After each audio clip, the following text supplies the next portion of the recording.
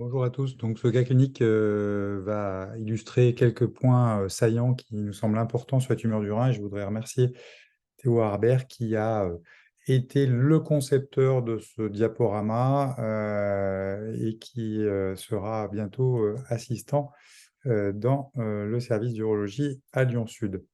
Alors, voilà le cas clinique, hein. C'est toujours un petit peu la même idée. En 10 minutes résumé, je vais aller relativement vite. À chaque étape, vous pouvez arrêter la vidéo pour pouvoir réfléchir avant de passer à la suite.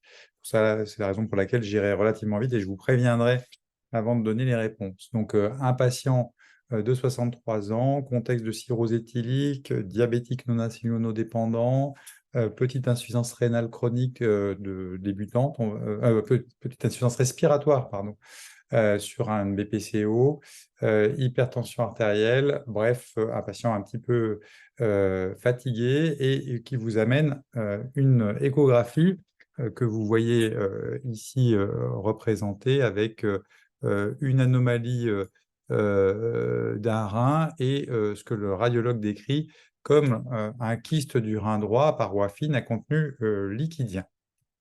Donc, dans ce contexte, quelles sont les réponses qui sont justes? Donc, est-ce que je vous laisse réfléchir et je vais ensuite vous décrire les réponses qui me paraissent les plus justes. Attention, je vous donne la réponse. Donc, est-ce qu'un bilan complémentaire par scanner ou IRM est indiqué? La réponse est non, puisque c'est un kyste simple du rein, tout à fait banal, et que c'est très important que vous pensiez à le dire aux patients. Malheureusement, on voit trop souvent des gens qui viennent avec une échographie, ils ont cette notion de kyste et on ne prend pas le temps de leur dire, je vous rassure, ça n'est jamais un cancer. Les kystes simples, c'est comme les rides, tout le monde en a, et quand vous dites ça, vous voyez le soulagement sur la figure des patients qui n'osaient pas se poser cette question-là. Donc, aucune indication de surveillance. On a cet item D qui est un petit peu discutable. Et si vous avez répondu juste, bien sûr que l'échographie avec un bon radiologue, c'est un examen fiable pour savoir quel est le côté atteint pour la pathologie tumorale, mais les erreurs de côté sont très fréquentes sur les organes pairs. Et donc, il faudra si jamais on doit décider de traiter un jour le patient d'une pathologie du rein, il faut bien prendre conscience du fait que l'échographie, c'est un excellent examen de débrouillage, mais en aucun cas, cet examen à lui seul ne peut suffire pour aller jusqu'au bout de la démarche diagnostique et thérapeutique. Et puis donc, je vous l'ai déjà dit, hein, c'est une lésion bénigne qui ne nécessite pas de précautions particulières. Le kyste rénal simple, c'est le stade 1 de la classification de Bosniak. Ça fait partie des items de connaissances sur lesquels vous pouvez être interrogé, connaissance de rang B. Donc voilà, on ne va pas détailler ça maintenant, mais ça fait partie des éléments importants. Alors, ce patient, il revient 2 ans plus tard et voilà ce qu'il vous dit. Sur un scanner thoracique, on lui a trouvé, semble-t-il, peut-être un doute sur une masse rénale gauche nouvelle de 3 centimètres. Le kyste rénal droit, on suppose, n'a pas grossi. Dans ce contexte-là, parmi les questions suivantes, laquelle ou lesquelles sont exactes? Je vous laisse réfléchir. Et attention, je vais vous donner les réponses. Alors, on va prescrire en fait un neuroscanner, c'est le seul examen qui est indispensable dans ce contexte-là. La scintigraphie rénale au DMSA, c'est pour mesurer la fonction relative des deux reins. Aucune indication dans ce cas particulier. Ce patient, on ne sait pas s'il est insuffisant rénal ou pas, mais en tout cas, on voit deux reins qui ont plutôt un aspect normal. Il n'y a pas de raison fondamentalement qu'ils soient insuffisants rénal, donc pas d'indication à l'instant où on se parle de lui faire une scintigraphie rénale au DMSA. L'uroscanner, c'est l'examen de référence pour les tumeurs solides, que ce soit une tumeur uniquement solide ou une tumeur kystique avec un petit peu de contenu solide.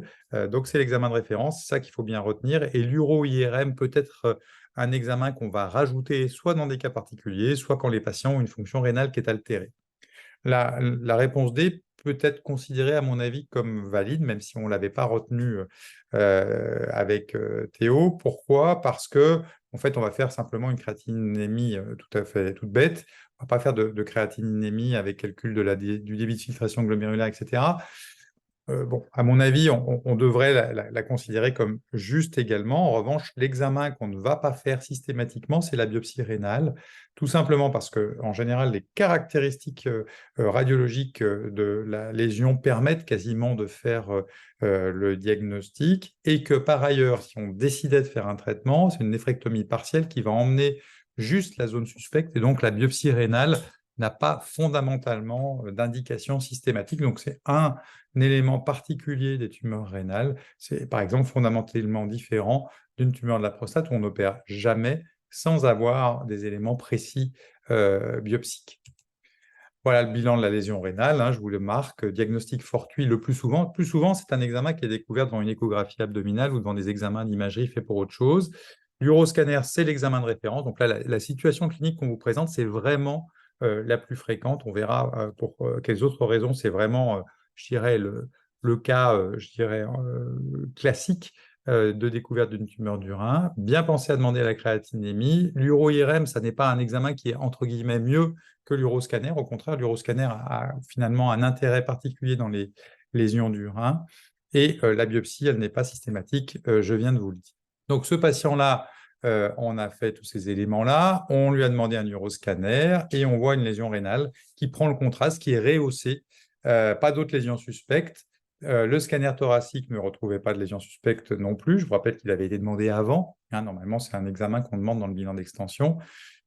Donc là, qu'est-ce que vous pouvez dire avec ces éléments-là? Je vous laisse réfléchir et je vais vous donner la réponse maintenant. Donc, c'est une lésion tissulaire puisqu'elle est rehaussée par l'injection de produits de contraste. Donc ça, c'est l'élément clé, notamment dans les lésions complètement solides. Ben, c'est rare qu'on puisse se tromper, mais on peut avoir ce qu'on appelle des kystes denses. Et puis, quand on a une lésion kystique avec un tout petit contenu tumoral, ben, finalement, c'est comme une lésion solide. Le bilan d'extension ne se fait pas par scintigraphie osseuse dans le cancer du rein, sauf sur signaux d'appel. Là encore, très différent du cancer de la prostate. 80% des métastases sont à l'os. C'est pour ça qu'on fait systématiquement une scintigraphie osseuse dans le cancer de la prostate. Par contre, sur signe d'appel, on fera la scintigraphie osseuse. Sur signe d'appel, on fera un scanner cérébral, puisqu'il peut y avoir des métastases cérébrales du cancer du rein. Et enfin, la coupe que vous voyez ici est bien une coupe de scanner au temps sans injection, puisque vous voyez que l'aorte et la veine cave inférieure sont isodenses. Donc voilà ces éléments qui vous sont remontrés ici, avec, je dirais, un cas beaucoup plus difficile de diagnostic de tumeur du rein. Et vous voyez que même sur une toute petite tumeur comme celle qui est indiquée dans le schéma que vous voyez ici, eh bien le simple rehaussement au temps artériel est un critère diagnostic presque formé. Alors, quels sont les facteurs de risque du cancer du rein présents chez ce patient-là? Je vous rappelle que c'est un plombier retraité et qu'il a plein de facteurs de risque. Est-ce que parmi ceux-là, il y en a qui sont des facteurs de risque de tumeur du rein? Je vous laisse réfléchir et je vais vous donner la réponse maintenant. Eh bien, ce monsieur, c'est là encore l'étalon or un peu du patient moyen qui a une tumeur du rein par son âge, par son sexe. Donc l'âge, c'est 65 ans environ, le pic des tumeurs du rein. On verra ça en détail tout à l'heure sur les notions d'épidémiologie du cancer du rein qui sont au programme de l'ECN. Le sexe est un homme, les tumeurs du rein arrivent le plus souvent chez les hommes. Et le tabac, bah, c'est un facteur environnemental et effectivement qui fait que les patients sont plus à risque. Il n'a pas de facteur d'exposition professionnelle, bien qu'il en existe, puisqu'il est plombier et que ce n'est pas un métier dans lequel on est exposé aux éventuels facteurs de risque. Alors, quels sont ces facteurs de risque? Vous voyez, il y en a des constitutionnels sur lesquels on ne peut rien, l'âge et le sexe. Il y a des comorbidités comme l'hypertension artérielle, l'insuffisance rénale chronique. Les patients qui vont être greffés, ils développent parfois des tumeurs du rein spécifiques. Il y a des facteurs environnementaux sur lesquels on peut agir, le tabac, l'obésité, et puis il y a effectivement des facteurs professionnels, mais c'est les produits chimiques, le trichloroéthylène, et plutôt c'est des métiers dans le pressing, dans la sidérurgie. Et puis il y a une catégorie très spécifique de tumeurs du rein qu'on va suspecter soit sur le contexte, des gens jeunes, des facteurs d'autres tumeurs, par exemple le von Hippel-Lindau, d'autres maladies génétiques où on connaît en fait cette association entre plusieurs tumeurs. Et puis les carcinomes tubulo-papillaires, il y a des formes spécifiques de facteurs de risque génétiques. Donc ça, c'est très important de savoir que quelqu'un qui développe un cancer du rein qui est très jeune ou quelqu'un qui a dans sa famille déjà quelqu'un d'autre qui a eu un cancer du rein, il faut que vous ayez un petit peu le réflexe de vous dire, tiens, est-ce que ça ne serait pas une forme particulière génétique et ne pas hésiter à demander un conseil oncogénétique pour ces patients-là. Alors, on poursuit notre cas clinique avec chez ce patient et donc quelle est la forme histologique la plus probable? Donc, on a dit, ça c'est un peu notre patient étalon moyen. Quelle est la forme la plus probable qu'on va trouver? Je vous laisse réfléchir et la réponse est assez simple, c'est plutôt un carcinome à cellules claires. Les autres cancers sont des cancers qu'on va pouvoir trouver, mais qui n'ont pas vraiment cet aspect-là. Et puis surtout, l'angiomyolipome, c'est l'alternative bénigne qui, en général, est diagnostiquée dès le stade du scanner. Parfois, on a besoin de faire quand même des biopsies pour en avoir le cœur net, mais voilà, la forme la plus histologique la plus probable, c'est en général le carcinome à cellules claires. Donc, ces formes histologiques, elles sont à bien connaître et on va revenir un petit peu dans le détail dessus sur les questions de cours que vous trouverez également dans la playlist du site. Je vous remercie de votre attention.